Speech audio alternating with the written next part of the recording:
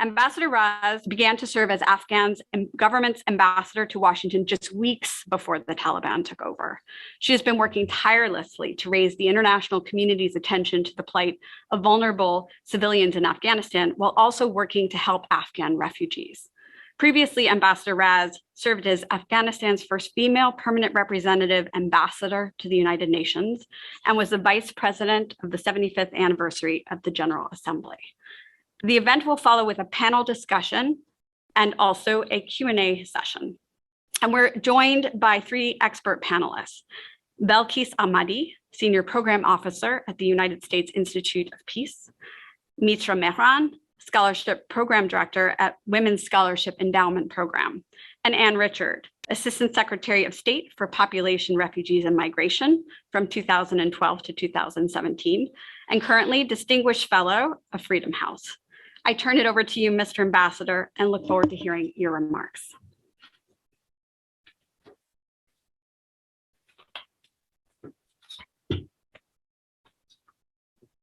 Thank you very much, dear President of WIIS, dear Ariela, dear Ambassador Raz, dear panelists and distinguished audience here at WIIS and online.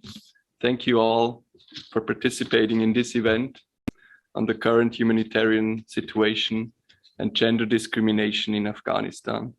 We are approaching the end of the 16 days of activism against gender-based violence, and this is obviously a crucial time to discuss how we can support Afghan women and girls, men and boys, and LGBTI persons in their struggle against humanitarian hardship and gendered oppression.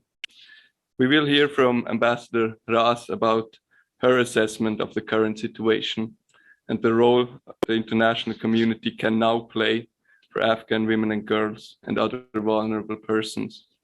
We will hear from our eminent experts about the humanitarian situation of the Afghan people and the hardship of women in particular. We will hear about the new political reality, one without women by and large. And we will hear about societal and economic repression under the new brutal patriarchy of the Taliban. But with all this, we must bear in mind that the women and girls of Afghanistan in particular continue to be the agents of change for a better future, and the international community owes them that recognition. Over the past 2 decades, the women and girls of Afghanistan have put so much effort, so much courage, so much dedication into building a more equal society. Aims that seem hopelessly far away today, but still guide the minds of many and will come back strongly one day. In my remarks, I will focus on the tools the relevant international framework gives us against gender discrimination and in our support of the Afghan people. And those tools are very much based on the agency of the Afghan people. It is stating the obvious that the international community has a responsibility for the Afghan people. It is maybe not stating the obvious that this is not only a moral responsibility, but a legal one. Existing legal obligations must be implemented, be it under international humanitarian law, human rights law, or relevant Security Council resolutions. The many resolutions on women, peace, and security come to mind, of course, but there are others as well. These obligations have not gone away overnight, even though at times this seems to be the perception. For example, Security Council Resolution 2593 of 30 August 2021. That's 30 August 2021, barely 100 days. That resolution encourages all parties to seek an inclusive, negotiated political settlement with the full, equal, and meaningful participation of women that responds to the desire of Afghans and adheres to the rule of law. This is a legally binding recognition by the international community that peace cannot be built by imposing a patriarchal society on the Afghan people. Backsliding on women's political participation will be disastrous for Afghanistan's future and its prospects for peace. On this, the international community must insist, and so should the Security Council, while of course the Council's track record on implementing its own resolutions is appalling. What's more, as serious violations of international law are being committed in Afghanistan under the rule of the Taliban, there must be accountability. In exercising its jurisdiction, the International Criminal Court can play an important role in Afghanistan to ensure that impunity will not prevail for any atrocities committed there right now or in the future. Criminal justice can be a powerful weapon for women, as we have seen in many other situations, while most of the time, unfortunately, its effects are visible only in the longer run. But there are other benchmarks that have also not just vanished overnight. The human rights machinery of the United Nations, the many civil society voices, the brave remaining journalists are all right in calling out violations of human rights. They deserve our full support. Afghanistan is a party to the International Covenant on Civil and Political Rights, to the CEDAW Convention, and to the Convention on the Rights of the Child, among others. The engagement by the international community must build on these obligations and be leveraged against compliance with them, as well as on verifiable improvements, in particular for the women and girls of Afghanistan. There can be no sustainable peace or security without individual rights and freedoms for all, and there can be no sustainable relief from the humanitarian hardship without strengthening the agency of the Afghan women and girls. As states engage with the current authorities, policies to that effect are urgently needed and urgently need to be stronger. With those remarks from my side, I'm very glad to hand it over to Ambassador Ross for her comments. Thank you very much.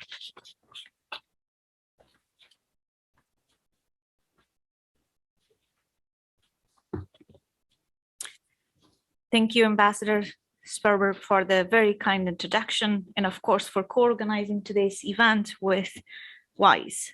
And I also need to thank Ms. Blader for putting together today's discussion, and of course all your team, which is extremely critical in the situation of Afghanistan and the topic of today, which is the humanitarian emergency in gender discrimination. It's urgent, it's needed, and it's extremely important. I'm also extremely delighted to be discussing today's important topic with the distinguished panelists, who I would be very keen to hear their perspectives as well. I want to start with the good news. Individuals far and wide have a genuine desire to help the Afghan people. Around the globe, there is heartfelt passion for supporting Afghan women, averting famine, and protecting the most at risk, who are Afghans.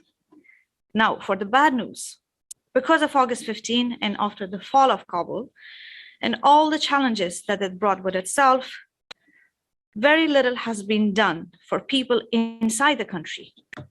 Nearly all assistance has been impacted and tackled to a stop as the international community takes a step back and reassesses how to engage, given the increasingly complex situation, which is absolutely understandable and important to evaluate. This worry is right. We should not be helping in a way that the money goes in the hands of those who we don't want, and not sure if those money will help their power and authority or those who we really want to help, who are civilian Afghans right now needing help. We must be cautious in our approach, but I'm sure the intention is also not to paralyze the whole humanitarian assistance.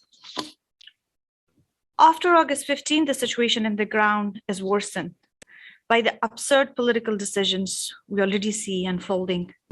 Afghanistan is again in near complete isolation. Our economy collapses further each day as the currency weakens and more businesses close. The Taliban simply do not know how to run a sophisticated and modern economic and development system. They will continue to appoint highly unqualified people to critical roles, and women are banned from working.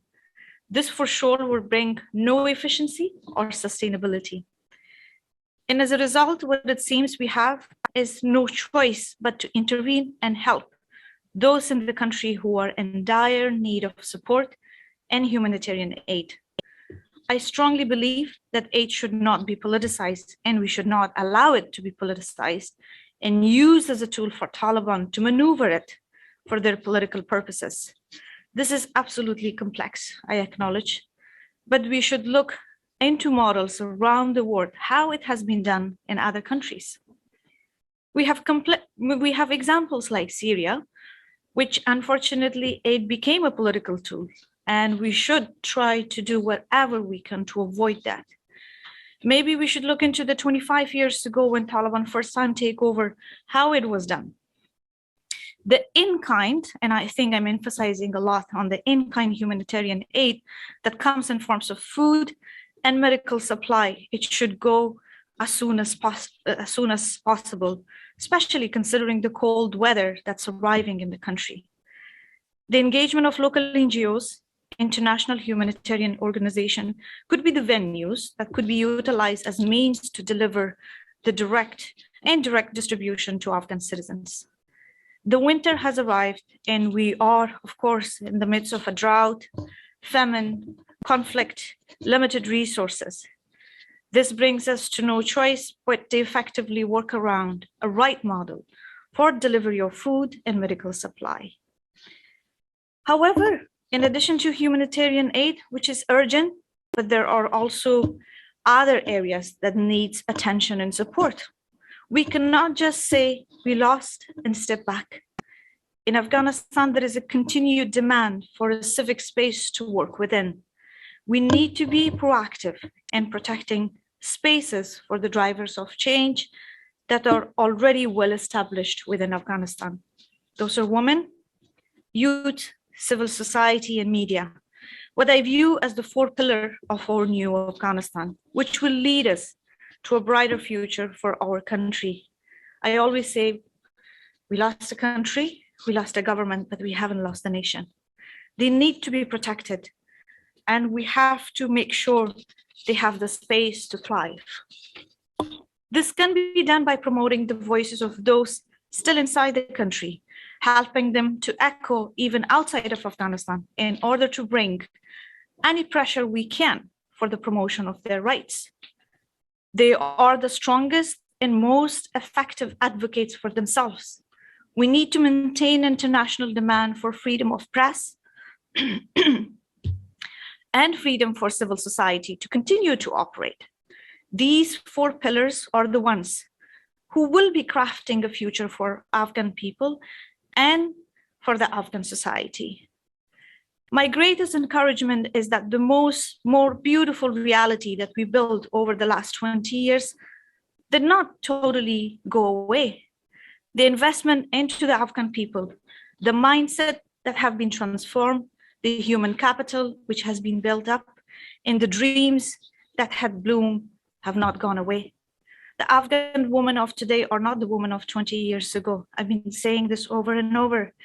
We didn't know our rights then, but we are confident, determined, skilled, and we will make sure our voice is heard.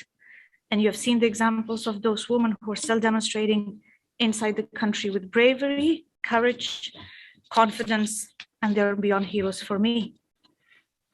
Afghan youth are still dedicated to their dreams, so will continue to take concrete steps toward them through education and building up their aspirations. Our civil society retain its strong, effective, and prominent voice, even still now when the space is extremely limited for them. In the media, despite all the barriers, formally and informally, and limitation that they have seen, they still continue to function, broadcast, and publish every day the realities of the situation in the ground that some of us, we don't have access, we don't know what is happening, but they are our voices. They let us know how dire it is. These 4 pillars of hope need the support and resources from the international community to ensure they continue to have the space to operate and the chance of forging a brighter future for my country. Their bravery is not sustainable on its own, and we need to step in. But this support for our future is only impactful if we can mitigate the dire humanitarian situation which we are facing right now. We cannot let our remaining hope for a brighter Afghanistan slip away from us if humanitarian aid is not provided. We must balance the demands of the present and future and take action now. Doing nothing is not a natural choice. Millions of lives hang in the balance. But of course, we must be very careful that we do not strengthen those who we know will create limited spaces and will not bring us to the brighter future, which we all wish to see in Afghanistan. I thank you. Very much, Ambassador Raz, for your remarks. We are all here in our hybrid audience in Washington, D.C., amongst the international community, and are very much appreciate the efforts that you have had and continue to have. Thank you for also focusing us on a forward-looking journey as to what we can do to support civil society and to support humanitarian aid and other efforts within the nation. I would like to turn to my panelists. Today we have three panelists, one virtual, Belkis Ahmed, who will be appearing on your screens virtually, but we will hear audio from. And to my left, we have Anne Richard, and we have also joined by Nita Metran. I would invite our audience online to review the panelists' bios added in the chat and to use the question and answer function to submit questions that we have for our panelists. I apologize, I will be checking my cell phone for nothing else other than questions to make sure that we have full audience participation. So you will see me do that. So we will have two sections of questions, and I would like to begin to discuss the situation in Afghanistan. Belkis, I want to make sure that we can hear your audio. Thank you. Yeah, I can hear you well. Wonderful. Belkis, from your perspective, what do you see the future of where do you see the future of Afghanistan heading?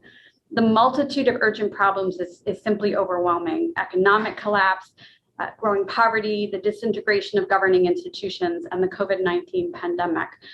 But Ambassador Raz encouraged us to be optimistic and forward-looking. Where should the focus be? Thank you. First of all, thank you, Ariella, colleagues at Women in International Security and the Embassy of Liechtenstein for their continued support and attention to the plight of Afghan women, to gender equality, and to women's rights all over, but specifically in Afghanistan. So thank you for convening today's event. Well, where to begin? The country is facing the greatest economic crisis in its modern history. Even before the Taliban took over, Afghanistan was one of the poorest countries. Afghans and Afghan experts had alarmed the world leaders and donors about humanitarian crisis, hunger, famine, and the consequences not only to Afghans, but also to the region, for the region and the world. Sadly, there was little action toward those warning signs to avert the looming humanitarian crisis. The Taliban, in reality, was empowered, even though the international community was fully aware of their behavior, knowing that the majority of its leaders were and still remain designated as UN-sanctioned terrorists. Sadly, now Afghan women, men, and children have to pay the price. While donors continued producing reports and lessons learned studies, and once those reports and analysis were complete, they were shelved, and additional lessons learned and analysis were further produced without policy actions. I don't want to sound dismissive of the importance of those analyses, but let me ask everyone here, what good are reports, fact findings, and policy recommendations if they're not acted upon by political leaders? Now we could go on and on about what went wrong and who bears what level of responsibility for the current situation in Afghanistan. But I understand that's not the purpose of today's conference. You must have seen the WFP and FAO's project report that said that 22.8 million Afghans, that's 50% of the population, will face acute food insecurity this winter. 5.5 million Afghans are displaced from their homes. So let's talk about what now and what next. What should we be talking about in the immediate term? In my view, the immediate focus should be, as Adela Ross said, on humanitarian aid. I call it triaging and bandaging the bleeding wounds. That's what our immediate focus should be. We should be talking about concrete and sustainable solutions to reduce hunger and further crisis.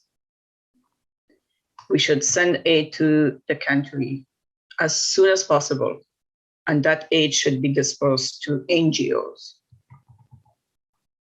A blind eye has been turned to Taliban's atrocities and irresponsible behavior, and the international community must firmly communicate with the Taliban that they will be held accountable for their actions. I second what Ambassador of Liechtenstein said, that there should be accountability. Something must be done to stop the Taliban's irresponsible behavior. So far, in my view, I think the Taliban view the international community's response as empty words. What have we done in response to atrocities that have unfolded in front of us in the past 3 months? I think the current economic crisis has little impact on the Taliban leaders and their families. Taliban leaders are kept on the so-called blacklist, but they're also invited to conferences and often given VIP treatment. Instead of imposing sanctions on the country, the international community must revisit their policies and sanction Taliban leaders, their associates, and their supporters, including freezing their assets and restricting their travel. That's what I think should be done and what we should be talking about. Thank you. Thank you, Balkis. I appreciate the focus on comprehensive humanitarian aid and also questioning when accountability measures should take place. I wanted to move over to Mitra, to Maila, to have a conversation about the role the diaspora is playing in fostering Afghan civil society. Both Ambassador Sparber and Ambassador Raz elevated the importance of supporting civil society. How have your efforts as part of the diaspora and here in Washington, D.C. been challenging, and what opportunities are there to engage? Thank you. And thank you for organizing the event. It's a pleasure to be here. About the rules, I'm not a diaspora who have stayed in here for long. I just came after the collapse too. So that's something, but I have been engaged with organizations that we are trying to make sure the civil society members get a chance to have a voice, or their coalitions in spaces they can talk, or make sure they sustain their advocacy even if they are out. And I think they are a very strong force who can talk, especially that they are not threatened as much as the civil society inside Afghanistan. But as Ambassador Ross mentioned before, I think the world and all of us are in awe of the bravery and courage Afghan women have shown these days in Kabul. So one important thing is, immigration is hard. It's once you are out, most of them maybe do not know the language, and they have families to take care of. The documentation process, even having an income, is very complicated. So the fear is maybe they get too much busy to find some basic job to sustain their life.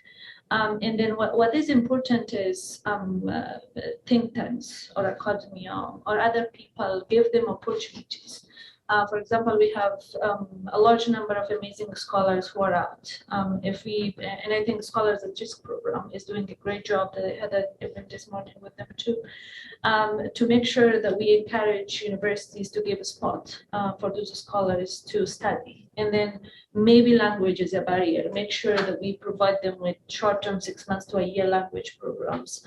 That is important because one thing is giving them that space. The second thing is if you see most of the scholars we have, most of the people who do research, who write, are foreigners. All Afghanistan scholars are foreigners. So and then disasters, brain drain has happened in Afghanistan from the civil society community and also from the academia. So I want to make sure to take this opportunity and call for an action where we request people to give those spaces for academia and also for the civil society members to have the chance to write, to talk, and have the mental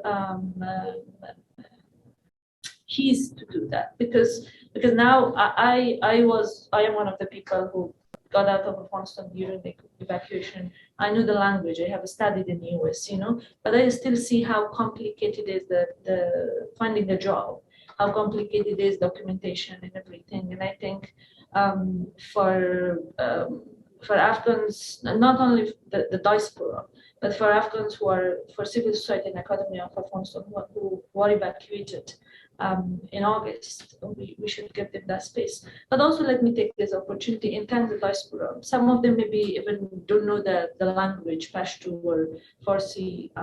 They maybe not are born in Afghanistan, but they have been very vocal, very active in responding to the crisis. They're trying to help other Afghans. They're donating. They're trying to talk. They're trying to, help, especially the refugees who came. So I admire that too, and I think they are vital in making sure that the conversation about Afghanistan keeps going. And then I think and then one important thing is I think they are good at making things more contextualized because they have an understanding of Afghanistan. They know the people and all. So I think that's where their role comes in.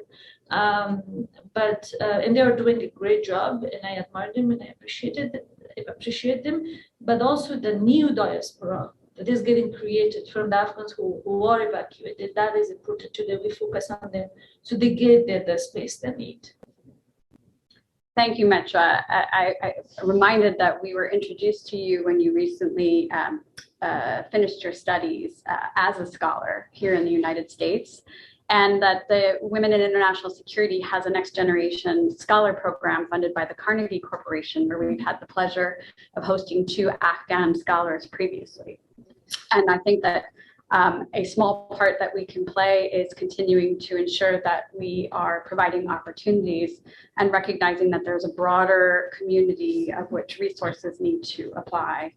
I want to turn to Anne, who has a veritable history of roles in the humanitarian and policy communities, focusing on Afghanistan and many other places. Here we are again. I want to, of course, give you the opportunity to reflect on all of the comments that have come on the ambassador's remarks beforehand. But you help us understand the humanitarian scenario, what constellation of actors need to be speaking to each other and engaged to make a difference here. Yeah, it's such a serious situation, and I'm so glad that WIIS is making time for this. And I also want to endorse what both ambassadors said. They talked about things starting with the resolutions at the UN Security Council down to the level of the street where very brave Afghan women are trying to preserve their hard fought for rights that we take for granted, that they were enjoying or were making progress on, and now everything is threatened, of course. So in looking at the landscape from Washington, D.C. as a policy person, a reformed policy person perhaps, and sometimes NGO person, we see that there's a segment of American society that is tired of war and wants nothing more to do with Afghanistan and Iraq, with sending US military overseas, and wants to just have it gone. And this is perhaps understandable, but very irresponsible. We were so engaged. We were so much partnered with brave Afghans. The walking away, simply walking away and leaving a mess is a completely irresponsible thing to do. And it's also something that Afghans inside Afghanistan do not have the luxury of just flipping a light switch off from misery and famine now and the cold and threats of what we see coming this winter in Afghanistan. And then we see sort of a remarkable set of coalitions inside the US. The Afghan diaspora is very important. The folks who served in Afghanistan, mostly members of the US military, but also aid workers, diplomats, contractors, people who were involved in trying to build a society, modernize a society, and really open up a society for the benefit of Afghan citizens, and did so much as partners with Afghans who were accomplishing so much. These folks really feel it in their bones in a way that I haven't seen in such large numbers with any other crisis situation or war zone around the world. And so these Americans are really very caring people. And it's interesting to see the veterans come together with people who, from the humanitarian world and from the human rights world, from the women's movement, to come together on this. And they've mostly been focused a lot on the evacuation of allies, the welcome in the US. I'm very excited about welcome.us, which has had 3 presidents, US presidents from 2 political parties at the helm as sort of spokespeople to really do a much better job than we have recently in terms of welcoming people who are fleeing for their lives to the US. So that's all very good. Then there's the issue of the humanitarian groups trying to get aid into the country. And we should all be supporting this to the extent we can. And the US is normally a major leader on humanitarian response.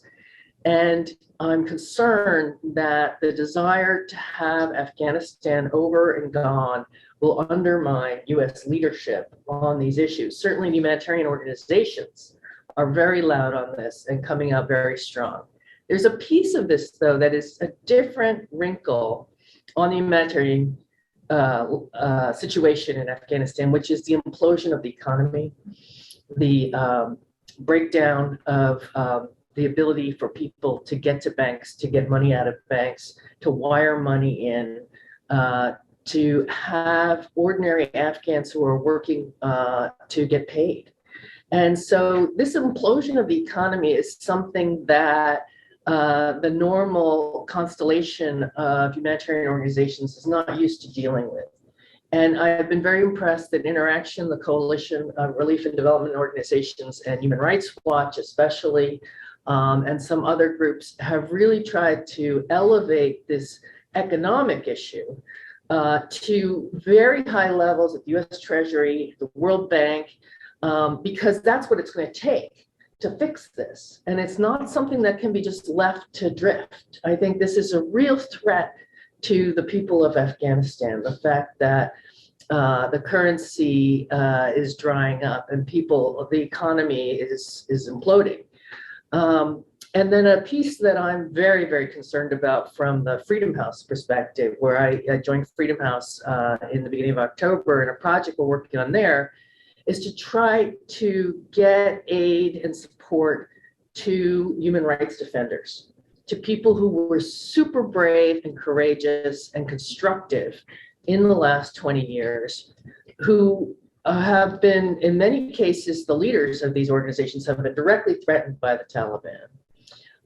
To get them to safety, be that safe place inside Afghanistan or outside. What we're in danger of losing are the networks of women leaders and women's rights leaders, human rights leaders, who have done so much over time and are now on lists or having Taliban drop by their offices looking for them. It's a very threatening atmosphere. And so many of the most well-known people are in exile, are in the US, but also in Canada, and Norway, and Mexico. And they're not coming then in a way that they can immediately restart their work or preserve their work. So, well, of course not, because they are, like our colleague Mitra, just gone through something traumatic and tragic, like so many refugees have over time. And so these folks, they're going to need support if they're going to maintain networks that will be stretched now across oceans, that have been doing so much, that deserve our support, that could be a force for good, even in Taliban Afghanistan, I think, if we can figure out how best to support them, both in exile and those who are either in hiding or keeping their head down or bravely marching in the streets in today's Afghanistan. So we have set up, with the support of Open Society Foundation, a human rights coordination mechanism that has yet to get off the ground, but is being formed right now. And the idea of it is to very much have Afghan voices in the leadership of it right from the start, and bring together the international human rights groups that can do so much speaking up and can do so much advocacy with these brave Afghan human rights and women's rights organizations that have done so much in the past and have accomplished so much and now have so much to lose. Thank you. And Freedom House is very lucky to have you. And I'm very happy to hear about the new fund, the new project, because Freedom House has had a wonderful relationship with the State Department on human rights defender resourcing for some time. So this will be a real good use of extension of my understanding is that the Democracy, Human Rights and Labor Bureau at the State Department, and I've seen this in the last few weeks, really wants to help individuals who have done so much get to safety, and sees organizations like Freedom House and other human rights groups as people who can be fill that gap and try to help provide the safety. What this coordination mechanism would do is perhaps pull together all the human rights groups that don't necessarily usually work in coordination with each other, because there's plenty of work to be done by everyone, and that human rights work is sometimes something done very quietly. But to pull them together then to make sure that we're working as efficiently as possible, and trying to affect the kind of changes that I'm talking about with the financial situation, which is not a usual human rights issue, but in this case, it could mean the difference between life and death for people inside Afghanistan, ordinary citizens inside Afghanistan. Absolutely. And we have wonderful partners in the community and even representation here in the room from Search for Common Ground and the Alliance for Peacebuilding that have done so much work on those OFAC regulations and waivers. So together, you painted a picture of how we can come together in the constellation of actors. I also wanted to acknowledge something I read recently in the New York Times about Ambassador Raz having spent the time to host U.S. service personnel throughout all these difficult times. So I think we're together, even within this room and in the broader audience, all speaking about coordination and coming together. And I think that is part of the situation that we need to, part of the challenge that we have to face and overcome. The other half being the role of the international community. So how we come together and then really help to focus the international community. So Balkis, I wanted to turn to you again. Of course, please reflect on what your colleagues have stated on the panel. But we wanted to pose the question about how donor governments can provide complete, sustainable humanitarian aid to Afghanistan, and how do we ensure that it benefits those in need, women, girls, other vulnerable groups, and not be diverted. Thank you. Well, let me first begin by thanking Mitra for raising the importance of Afghan diaspora and how they can help Afghans inside Afghanistan. I totally wholeheartedly second that. And also for Anne, for raising the importance of coordination in humanitarian programming and so on. So specifically on women, in my view, the Taliban policies restricting women's education, employment, and access to resources, the very little resources is there and services, and excluding them from decision-making is paramount to waging war against the female population of the country. I just read the statement yesterday, I believe it was, saying that even girls in secondary education will not be allowed to go to school. So those restrictions are beginning to be imposed as we move forward, unfortunately. Specifically on humanitarian aid to Afghanistan, which we all agree is the most important and immediate need in Afghanistan. I think we must ensure and also firmly communicate to the Taliban to allow women and girls safe and equitable access to assistance and services. And in humanitarian programming, as I said before, it should be done by NGOs, international and local. We must ensure that the aid targets the specific needs, capacities, and priorities of women, men, and boys and girls. Integrating gender into humanitarian programming is important and essential, as we all know that crises impact women, girls, and men and boys differently.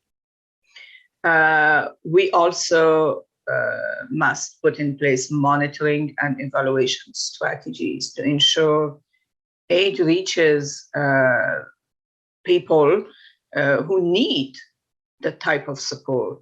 And the concept of do no harm has to be considered very seriously at every level and phase of humanitarian programming. One other thing I think we have to be very careful and take it as seriously and respect is the dignity of the recipients and beneficiaries of those aid. The international organizations who have been working on humanitarian assistance and aid in Afghanistan are well trained, aware, and sensitive to those issues, but that also has to be trickled down to the local organizations. We are now faced with the brain drain that other panelists have also talked about.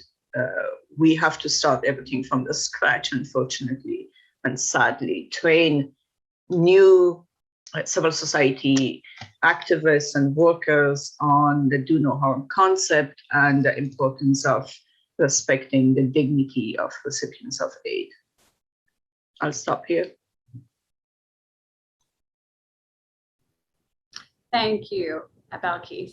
Mitra, I wanted to turn to you and ask you a very similar question from the perspective of Afghan civil society. How can we extend the support without strengthening the very authorities seeking to restrict their rights? Additionally, I would love to hear any thoughts you had about Balkis's point on gender and the ways that civil society, the concerns within civil society as it presents differently among men, women, girls, and boys. Yeah, so unfortunately, what has happened has, disproportionately affected women at many different levels. If it's their basic rights, so for the past 15 days, for example, what we did through Human Perspectives campaign was talking about the basic fundamental rights, human rights of women that are violated. And then unfortunately, if you see the campaign, every single right of women are affected. And then when we came to the aid, it is important to make sure that gender sensitivity is considered in that process too, because millions of women in Afghanistan are responsible for their households, widows, at least in the past years, we had around 60,000 people we lost in army, and most of them are married men with children and wife who are left out there on their own. And we need to make sure, as Bilkis John said, how we make sure that these aid gets to those people, but with respect, and they are not misused in that process. That's the first thing.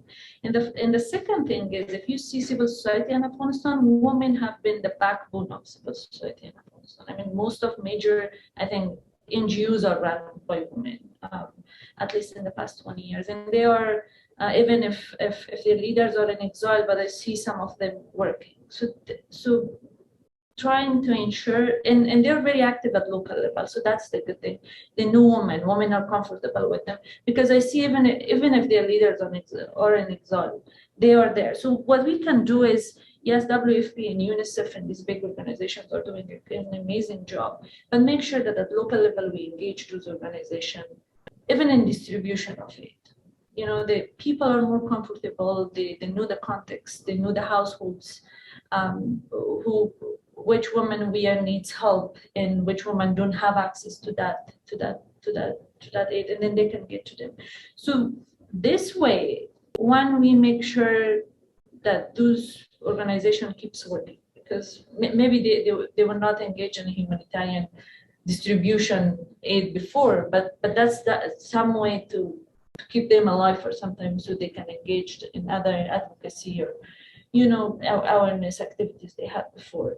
But I think that is one of the main ways we should not forget, that we engage women-led organizations or civil society group in the distribution of humanitarian aid, even if their activities were something else before, but they were engaged at household level, at grassroots level with women, so they know what they need. And then in terms of what civil society can do, I mean, it's maybe too hard to expect them to be what they were doing before, to be as vocal in terms of criticizing or keeping the other parties accountable. It is risky, obviously, but I think even making sure that their leaders outside, I think what you are doing is amazing. They are engaged, they're not lost, they know that they have a say in that process. That can be a big help too. But focus on widows, I think, is something that we all need to make sure that's highlighted everywhere, because if it's men distributing the aid or the support, what I'm afraid is those women won't have access to it. Absolutely and they right. have 7 to 8 children. Absolutely right. Well, thank you. I appreciate very much, Ventura, what you're saying, and thank you for highlighting widows. And it reminds me of just how little progress we've made on the localization agenda and how far we need to go. And it's a crisis moment like now when we recognize that we need to draw upon women-led organizations and civil society who know exactly what needs to happen and not impose that from external sources. Wanted to ask Anne, similarly, this is not the first time we've been here. This is not the first time you've been here. Ambassador Raz herself has experienced the Taliban rule, and we certainly know that this isn't the first time that the US government or others have had to deal with an authoritarian regime or one that seeks diplomatic recognition but is unlikely to be forthcoming. So can you talk about what in these circumstances have worked? What humanitarian programs, what humanitarian representation has worked, and how can we make sure that we advance from where we have been before? Well, if there were true peace in Afghanistan, even with Taliban leadership, if there were true peace and the fighting had stopped everywhere, then you could work on demobilization, disarmament, reintegration programs for the large number of young men who are armed, who have been part of armies, But we don't have true peace there. There are areas that are more peaceful now, ironically, without the coalition forces there. But there are also, as we know, fighting coming from ISK or ISIS-K. And so this means that the Taliban is going to continue, being a military force. And so many armed young men are a threat to ordinary citizens in the country. And we've seen how, and the other thing is, generals coming into power do not overnight turn into bureaucrats with wisdom of how to govern. We've seen, for example, in South Sudan, how the independence of that country has really been undermined by warriors becoming people in government who could not stop fighting, who could not stop fighting against each other instead of coming together. So within the WIIS family, there are members, I'm sure, who are experts on how to do this important work of trying to recover from a war. But we really, the fighting hasn't completely stopped. And so in addition to this sort of lousy outcome that threatens so many people inside the country, there's also the continued fighting, the continued over-militarization and threats to ordinary life there that I think is a real concern. I think that the UN will play an important role, but sometimes what I've seen around the world is it's that US leadership, US backing that can make a difference in pulling together so many resources from lots of different directions. So if we can't really expect UN leadership to solve the threats inside Afghanistan now to ordinary life without US sincere, serious involvement in those discussions. Thank you. I also want to ask all of our audience members virtually to drop your questions in the chat, as we will not be able to have you ask your own questions. We would love to do that. I think those are very pertinent points. And while we're waiting for some the Q&A from the audience, I wanted to ask a final round of questions relating to an issue that Ambassador Sparber raised about ensuring accountability. Oftentimes we make the mistake of not looking at accountability at the same time as we're dealing with atrocities in action, and it's a very delicate balance. But how can we ensure that there is accountability for the active atrocities? And in particular, we know that there are active atrocities that the voice of LGBTQI plus folks and others are not getting out, and we need to ensure that we preserve that evidence. Can you just talk a little bit about experiences, and I'm going to turn to you, Anne, about how we balance this and we ensure that we can have accountability and we can bring perpetrators to justice in the near term?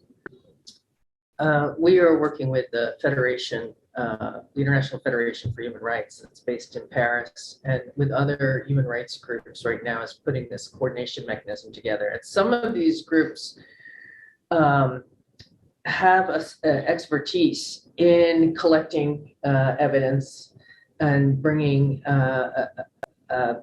records of atrocities that have happened to the International Criminal Court, to different bodies that can try to seek justice after bad things have happened. And there will be a role then for people inside Afghanistan to do that kind of research and collect that kind of information. And this is the kind of support, this is the kind of activity that deserves support from the outside, I think, of trying to make sure that those kinds of mechanisms, arrangements of collecting information, keeping detailed records, getting that documentation to people who can take action to identify the perpetrators, to seek to prosecute the perpetrators continues. But I think it's much easier said than done. Mm-hmm.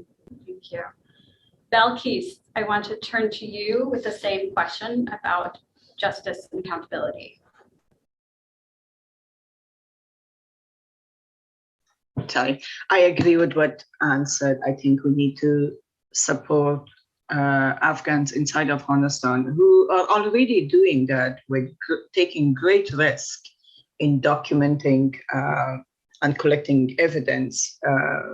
So before I come to this whole issue of what the international community can do in order to support them, collect evidence, and also keep documenting those atrocities, I would like to say something that I forgot to mention in response to the previous question, and that is that we are talking about uncharted territories. What we are dealing with in Afghanistan is not the typical humanitarian crisis caused by one factor, be that natural disaster, climate change, or violence.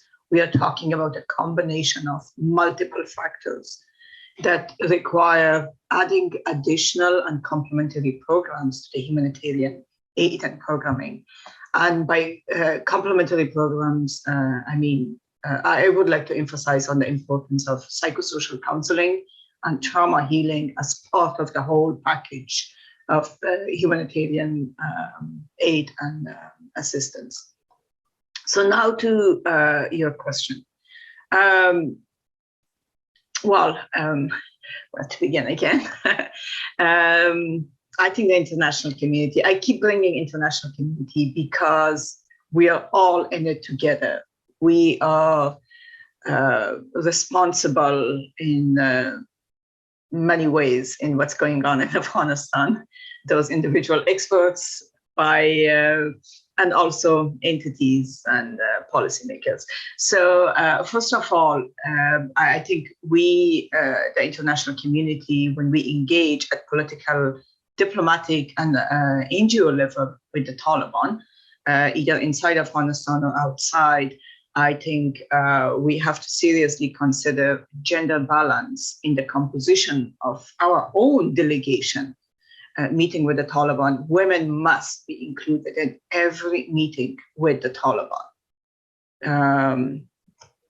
If they're Afghans, even better, but to the extent possible. But otherwise, there is no excuse for delegations to meet with the Taliban and not have women on their delegation. Human rights organizations must continue and increase their documentation and reporting. Reporting is important of human rights violations by Taliban and other actors in Afghanistan. While Taliban are the biggest perpetrators and violators of human rights, there are also other individuals who are not directly affiliated with the Taliban, and also Daesh and so on. So all those have to be documented. And last but not least, I do want to say that the international community must ensure that Afghans inside and outside the country are given platforms to not only raise the voices of Afghans, their complaints and their problems, but also to be included in developing policies, strategies, and implementing programs in Afghanistan and for Afghans. No one knows Afghanistan and Afghans better than the Afghans. I don't want to sound disrespectful to all the great experts who are on the panel and also in your audience, but the reality is Afghans know Afghanistan, and Afghans way more better than many who have not lived as Afghans in Afghanistan. I say tap on their immense and invaluable knowledge and expertise and include them as equal partners, not only as beneficiaries of knowledge, but as contributors of knowledge and expertise. Thank you. Thank you, Balkis. We have 5 minutes left for our panel discussion, and I wanted to pose a very interesting combination of questions that came all from within Afghanistan and from Afghan diaspora. And it relates to the optimistic tone that has been taken about achieving better rights and protection of civilian under the Taliban regime. In particular, Mitra, can you begin by answering the question of whether you share the optimism about how the Taliban will acknowledge and recognize women's rights? And how do you feel about recent statements that they have said where they have moved in that direction? Is this real, or will we see what we have seen before?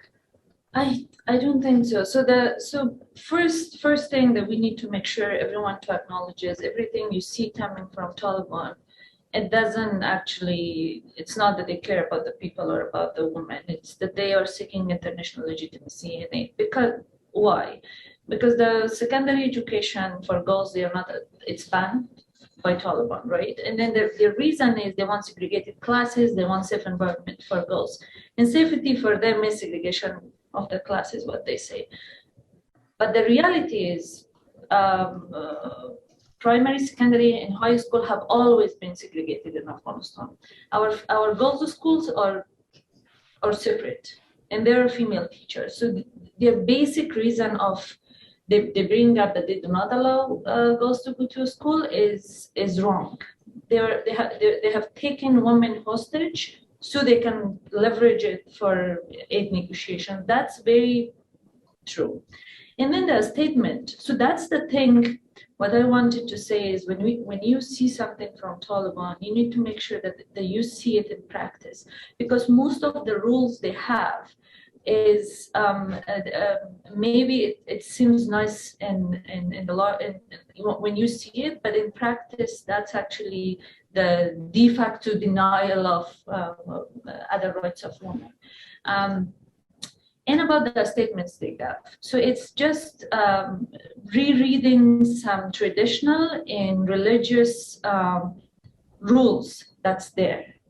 It doesn't criminalize any violations against women's rights. It doesn't introduce any mechanism for legal protection for women. And then there is a statement that says, if you do not respect these things about women, God will punish you. I mean, if people were afraid of punishment of God, everything would be. So that it doesn't criminalize, and there is no mechanism introduced there to provide legal protection for women or punish perpetrators. And if that happens. First, the second thing is that introduce women within the structure of the family and marriage. And that's what Taliban believe in. But that's not what women on the streets of Kabul are calling for. They want right for education. They want right for work and legal protection and political participation, and engagement in other civil and social spheres of life that is not mentioned in that statement. So I don't see that. I don't want to be very pessimistic, but I don't see that as something very progressive or coming from the Taliban or something from the Taliban going forward to changing life of women. So that's what we need to see it in practice, what it means in practice for Afghan women. That's the first. And the second thing is I see some posts, maybe Ambassador and the friends said in Twitter, some Afghan diaspora or like, for example, what happened, they got a child was kidnapped and the Taliban saved her and then said punishment. But the thing is, these things we need sustainable legal protection in legal systems. I mean, we are not living in in an area that you just punish someone without processing or without court or without judge, which is again take us back to atrocities of Taliban, that they can do whatever they want against civilians and against people. So that's not the right thing. So you should see what it means for Afghanistan in the long term and for peoples to access justice in the right way. Thank you. I wanted to give brief 30-second final thoughts, first from Belkis and then from Anne, and then I will close us out today, but I very much would love to hear those final thoughts, Belkis. Thank you. I was just skimming through the comments in the Q&A. First of all, I would like to say to Aisha, thank you for attending today's event. I salute you and all courageous Afghans, particularly activists, journalists, and educators. Your resiliency, your bravery, and your courage energizes outside Afghanistan. And yes, there is hope. These dark days will be over sooner or later. Have faith and be there for each other, help each other, and lift each other. And I'm hoping that very soon these dark days will be open, and there is always, always hope and light at the end of the tunnel. Thank you. Thank you. Well, I think those are the perfect closing words. I'm going to dare to say something anyway, which will not come close to that eloquence. My message is for Americans who are not Afghan Americans and are not Afghan recent arrivals, which is that we have to do more. The people involved in Evacuate Our Allies are alarmed that the Department of Homeland Security is not providing humanitarian parole to the people who deserve it, instead using a very narrow interpretation of who qualifies. My colleagues at the State Department who run refugee programs need more help to bring even more Afghans through the routine refugee programs that have been so decimated in the last few years. And so we've got to bring more Afghans as refugees. We've got to get more humanitarian aid in. We have to be smarter about the financial catastrophe unfolding in Afghanistan. And we have to do more to help the people who've made so many sacrifices. We cannot say this chapter of American history, this relationship with this country is over. We have to continue if we are to be a responsible nation and to own the good and the bad of our involvement in Afghanistan the past 20 years. Thank you. Thank you. I want to have my audience and virtual audience thank our wonderful panelists, Belkis and Mitra, as well as Ambassador Sparber and Ambassador Raz for this rich discussion. I have been a part of listening in on many discussions, and I think that this is a very passionate discourse, really moving towards focusing on collectively what we need to do. This is one of many I hope to come. So thank you very much, everyone. Please join me with a light applause.